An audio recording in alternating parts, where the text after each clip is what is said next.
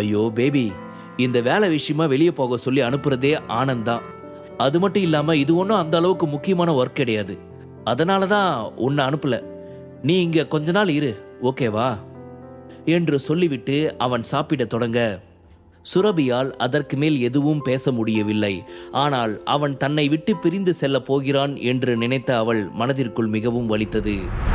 விக்ரம் இங்கிருந்தா கண்டிப்பா சௌந்தர்யாவை மீட் பண்ணுவான். ஒருவேளை இவன் சொன்ன மாதிரி 1.5 மாசத்துக்கு வெளியே எங்கேயாவது இருந்தா கண்டிப்பா அவனும் சௌந்தர்யாவும் மீட் பண்ண மாட்டாங்க.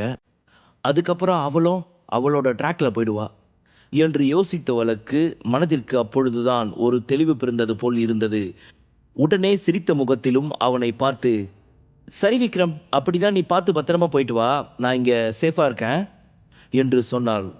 ஓகே பேபி, அப்படின்னா நீ இந்த நம்பர் எல்லாத்தையும் நோட் பண்ணிக்கோ. உனக்கு ஏதாவது ஒரு எமர்ஜென்சி அப்படின்றப்போ இதில் இருக்க நம்பர்ஸ்க்கு கால் பண்ணு. இது எல்லாமே என்னோட ஃப்ரெண்ட்ஸோட நம்பர்ஸ் தான். கண்டிப்பாக அவங்க வந்து உனக்கு ஹெல்ப் பண்ணுவாங்க. ஓகேவா பேபி என்று சொல்லிக்கொண்டே விக்ரம் அவளிடம் ஒரு நம்பரை கொடுத்தான். ராக்கெட் ராஜா மற்றும் நந்தகுமாரின் நம்பர் தான் அது. விக்ரம் இங்கே இல்லாத நேரத்தில் சுரபிக்கு ஏதாவது ஒரு ஆபத்து என்றால் அவர்களை பார்த்து கொள்ளுமாறு சொன்ன விக்ரம் அந்த நம்பர்ஸ் இரண்டையும் இப்பொழுது சுரபியிடம் கொடுத்தான். ஓகே விக்ரம், நான் இந்த நம்பர்ஸை நோட் பண்ணிக்கிறேன். நீ சொன்ன மாதிரி ஏதாவது எமர்ஜென்சினா நான் இவங்களுக்கு கால் பண்ணிக்கிறேன் என்று சொன்னவள் அந்த நம்பர்ஸை மொபைலில் நோட் செய்து கொண்டாள். அதன் பின் இருவரும் நீண்ட நேரமாக எதையெதையோ பேசி சிரித்தவாறு சாப்பிட்டு முடித்தனர். தன் ரூமிற்கு சென்று ஓய்வெடுத்துக் கொள்வதாக சொல்லி சுரபி அங்கிருந்து கிளம்பி போக, அதன் பின் அவனது ரூமிற்கு வந்த விக்ரம் அங்கிருந்த பால்கனி மீது நின்றவாறே வெளியே தெரிந்த பறவைகளை வேடிக்கை பார்த்து கொண்டிருந்தான். அப்பொழுது அவன் பின்னால் வந்து நின்ற செல்வராகவன் விக்ரமை அழைத்தான். சொல்லுங்க தாத்தா என்று விக்ரம் செல்வராகவனை பார்த்து கேட்க, விக்ரம், உனக்கு இப்போ கிடைச்சிருக்கிற இந்த வாழ்க்கையை பார்த்து எனக்கு ரொம்பவே சந்தோஷமா இருக்கு. ரொம்ப அழகான மனைவி, அவ கூட சேர்ந்து குடும்பம் நடத்துறதுக்கு தேவையான மொத்த பணமும் உன்கிட்ட இருக்கு. அப்படியே நீயும் அந்த பணம் வேண்டாம்னு நினைச்சாலும் ஒரு அழகான வேலை உன் கையில் இருக்குது. எனக்கு தெரிஞ்சு உனக்கு இந்த ஒரு அழகான வாழ்க்கையே போதும். எனக்கு இப்போ எந்த அளவுக்கு சந்தோஷமா இருக்கு தெரியுமா? எனக்கே இப்படி இருக்குதுன்னா உன்னோட தாத்தா மட்டும் இந்த மாதிரி நிலைமையில உன்னை பார்த்தா எந்த அளவுக்கு சந்தோஷப்படுவாரு. நீ அவரை போய் ஒரு தடவை பார்த்துட்டு வந்தா என்ன விக்ரம் என்று கேட்க, விக்ரமோ பதில் ஏதும் பேசாது அவனது முகத்தில் இருந்த புன்னகை ஒன்றை மட்டுமே செல்வராகவனுக்கு பரிசாக கொடுத்தான். அவன் நல்ல மனநிலையில் இருக்கிறான் என்பதை உணர்ந்து கொண்ட செல்வராகவன் மீண்டும் ஏதோ பேசத் தொடங்கினார். இங்க பாரு விக்ரம், நீ அந்த ரெட்டி குடும்பத்தோட மோத போறன்னு எனக்கு ரொம்ப நல்லாவே தெரியும். அதுக்காக தான் நீ இப்போ இங்கிருந்து போக போறோன்னு எனக்கு தெரியும். ஆனா ஒரே ஒரு விஷயத்தை மட்டும் நீ நல்லா ஞாபகத்தில் வச்சுக்கோ. ரெட்டி குடும்பம் ரொம்ப பெரிய ஆளுங்க. அவங்கள நீ ஒரு ஆளா சமாளிக்க முடியுமா? அப்படி சமாளிக்க போற இது எல்லாத்தையும் நல்லா யோசிச்சு முடிவெடுத்துட்டு நீ இங்கிருந்து கிளம்புறது நல்லது. ஏன்னா ரொம்ப பெரிய குடும்பமான உங்க ஆதித்யா குடும்பத்தை அடியோட அடிச்சவங்க இப்ப மீதம் இருக்க உன்னையும் அழிக்க துடிச்சுக்கிட்டு இருக்காங்க. அப்படிப்பட்டவங்க கிட்ட தான் நீ ஒத்த ஆளா போய் மோத போற. ஸோ கொஞ்சம் பார்த்து கேர்ஃபுல்லா இரு. எனக்கு உங்ககிட்ட இந்த விஷயத்த சொல்லணும்னு தோணுச்சு. இதுக்கு மேலே நல்லபடியாக யோசிச்சு முடிவெடுக்கிறது உன்னோட கையில் தான் இருக்கு. இதுக்கு மேலே நான் பேசுறதுக்கு எதுவும் இல்லை என்று சொன்னவர் விக்ரமின் பதிலை கூட எதிர்பார்க்காமல் அங்கிருந்து சென்று விட்டார். தாத்தா, நீங்க அனாவசியமா என்ன நினைச்சு கவலைப்படணும்னு அவசியமே இல்லை. நீங்க பயப்படுற மாதிரி எனக்கு எதுவும் ஆகாது. என் குடும்பத்தை அழிச்சு அவங்கள கண்டிப்பா நான் பழி வாங்கியே தீருவேன். அதனால நான் இப்போ அந்த ரெட்டி குடும்பத்தை தேடி போறது ரொம்ப ரொம்ப அவசியமான ஒரு விஷயம்தான் என்று தன் மனதிற்குள் நினைத்து சிரித்த விக்ரம் அதன் பின் தான் கிளம்புவதற்கு தேவையான வேலைகளை எல்லாம் செய்ய ஆரம்பித்தான். மீண்டும் ஒரு முறை ராக்கெட் ராஜாவிற்கும் நந்தகுமாருக்கும் கால் செய்து சுரபியை பத்திரமாக பார்த்து கொள்ளும்படி சொல்லிவிட்டு வேக வேகமாக கிளம்பியவன் நேராக சுரபி ரூமிற்குள் சென்றான். பேபி, நான் கிளம்பட்டுமா?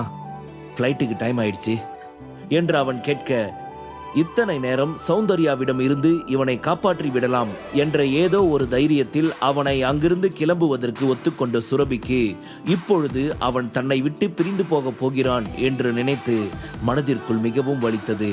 அவனை பார்த்து சரி கிளம்பு என்று சொல்வதற்கு மனது வரவே இல்லை.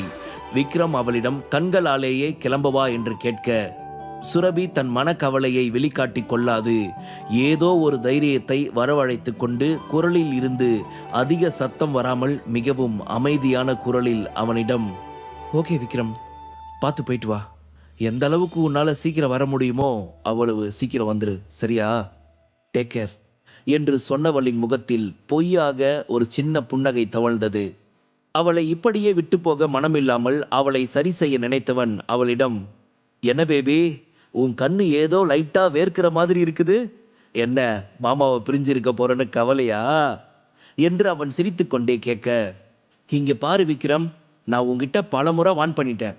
இந்த மாதிரி தேவையில்லாத விஷயத்த நீ கற்பனை பண்ணிட்டு நீயே உன் மனசுல ஆசையை வளர்த்துக்காத என்று சுரபி சொல்ல, ஓஹோ, நான் பொய் சொல்றேன்னு சொல்ற, ஏன் பேபி இப்படி? சரி ஓகே, அப்போ நான் கிளம்புறதுல உனக்கு எந்த வருத்தமும் இல்லை அப்படித்தானே என்று அவன் மீண்டும் சிரித்துக்கொண்டே அவளை பார்த்து கேட்டான். அவளோ பதில் ஏதும் பேசாது கலங்கிய கண்களோடு தலையை கீழே குனிந்தவாறு ஆமாம் என்று மட்டும் தலை அசைத்தாள். அப்போது ராக்கெட் ராஜாவின் போன் திடீரென ஒலித்தது. விக்ரம் அதை அட்டன் செய்து காதில் வைக்க, சார், ஃப்ளைட்டுக்கு டைம் ஆயிடுச்சு, நான் கீழே தான் உங்களுக்காக வெயிட் பண்ணிட்டு இருக்கேன் என்று சொன்னதும், ஓகே நான் இதோ வந்துட்டேன் என்று சொன்னவன், ஓகே பேபி, எனக்கு டைம் ஆயிடுச்சு, நான் சீக்கிரம் கிளம்பணும், நீ கேர்ஃபுல்லா இரு என்று சொன்னவன் அங்கிருந்து கிளம்பி சென்றான். அவன் காரில் ஏறப்போன சமயம் செல்வராகவன் அவசர அவசரமாகவும் மூச்சிறைக்க ஓடி வந்தார். அதை பார்த்த விக்ரம் தன் கையில் இருந்த லக்கேஜை வைத்துவிட்டு வேகமாக செல்வராகவன் அருகில் வந்து, தாத்தா மெதுவா வாங்க, எதுக்கு இந்த அவசரம், மெதுவா வாங்க தாத்தா, என்னாச்சு என்று கேட்க செல்வராகவன் மூச்சு வாங்கியவாறே கவலையான குரலில், விக்ரம், உன்னோட தாத்தாக்கு உடம்பு சரியில்லை, ரொம்ப சீரியஸா இருக்காராம். இங்க இருக்க டாக்டர்ஸ் யாரும் சரி பண்ண முடியாதுன்னு சொன்னதுனால பாம்பேல இருக்கிற ஒரு மல்டி ஸ்பெஷாலிட்டி ஹாஸ்பிட்டலுக்கு கூட்டிட்டு போயிருக்காங்க. ஸோ நீ எங்க போனாலும் போறதுக்கு முன்னாடி உன்னோட தாத்தாவை பார்த்துட்டு போ, தயவு செஞ்சு. அதை சொல்றதுக்காக தான் நான் இவ்வளோ அவசரமா வந்தேன் என்று சொல்ல அவரது இரு கைகளையும் இறுக பற்றிய விக்ரம், ஓகே தாத்தா, நான் கண்டிப்பா போய் தாத்தாவை பார்த்துட்டே போறேன் என்று சொன்னவன் மனதிற்குள் ஏதோ ஏற்பட்ட ஒரு சின்ன சலனத்தோடு ராக்கெட் ராஜாவின் காரில் ஏறி அமர்ந்தான். கார் விமான நிலையத்தை நோக்கி புறப்பட்டது. ஏர்போர்ட் வந்தவன் அங்கிருந்து வேகமாக சென்று தனக்கான ஃப்ளைட்டில் ஏறிக்கொண்டான். மனதிற்குள் ஏதோ ஒரு விஷயம் அவனை பாரமாய் அழுத்தி கொண்டே இருக்க அது என்னவென்று யோசித்தவாறு தன்னை மறந்து கண்களை இறுக மூடினான். அப்பொழுது ஒரு பெண்ணின் குரல் அவன் காதில் ஒலித்தது. Hi, where are you going என்று அந்த இனிமையான குரல் கேட்டு சத்தம் வந்த பக்கம் திரும்பினான். அழகான சிரிப்புடன் துருதுருவென அலைமோதி கொண்டிருக்கும் கருவிழிகளுடன் மிகவும் அழகான பெண் ஒருத்தி அவன் முன் அமர்ந்திருந்தாள். இதையெல்லாம் கவனித்த விக்ரம் மனதிற்குள் என்ன நினைத்தானோ தெரியவில்லை. அவளிடம், என்ன எதுக்காக டிஸ்டர்ப் பண்ணிட்டு இருக்க என்று சொல்லிவிட்டு மீண்டும் தன் கண்களை மூடிக்கொண்டான். Hi, I am Lisa, you என்று அவனிடம் கை நீட்ட விக்ரமோ பதில் ஏதும் பேசாது அவளை ஒரு பார்வை மட்டும் பார்த்துவிட்டு மீண்டும் தனது சீட்டில் சாய்ந்து கொண்டான். இதனால் தன்னை சற்று அவமானமாக நினைத்தவள் மூக்கை சுளித்து உதட்டை பிதிக்கு கொண்டு புல்ஷிட் என்று சொல்லி முகம் சுளித்தாள். டிராவலில் தனிமையாக இருப்பதை உணர்ந்தவள் தன் அருகில் தன் வயதோடைய விக்ரமை பார்த்ததும் அவனுடன் சிறிது நேரம் பேசிக்கொண்டே சென்றால் போர் அடிக்காது என்று நினைத்தாள். அதனால்தான் அவள் விக்ரமுடன் பேச வந்தாள். ஆனால் இவனோ முகம் கொடுத்து கூட பேசாது அவளை அவமானப்படுத்தியது அவளுக்கு மிகவும் கோபமாக இருந்தது. முழு கதையையும் கேட்டு மகிழ பாக்கெட் FM ஆப்பை டவுன்லோட் செய்யுங்கள்.